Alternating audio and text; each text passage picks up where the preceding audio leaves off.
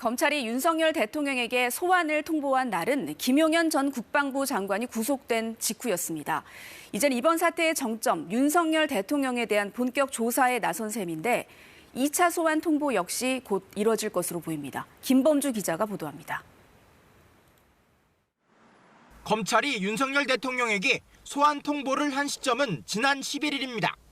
계엄 사태의 핵심 인물인 김용현 전 국방장관을 구속한 지 하루 만이었습니다. 당시 김 전 장관의 구속영장에 내란죄 공범으로 적시된 인물은 모두 6명. 이 가운데 박안수 육군참모총장, 곽종근 특수전사령관, 여인영 방첩사령관 등 5명은 구속되거나 구속영장이 청구됐습니다. 공범에 대한 수사가 어느 정도 이뤄졌다고 판단한 검찰이 이제 내란의 우두머리 혐의를 받는 이번 계엄 사태의 정점, 윤 대통령에 대한 소환 조사에 나선 겁니다.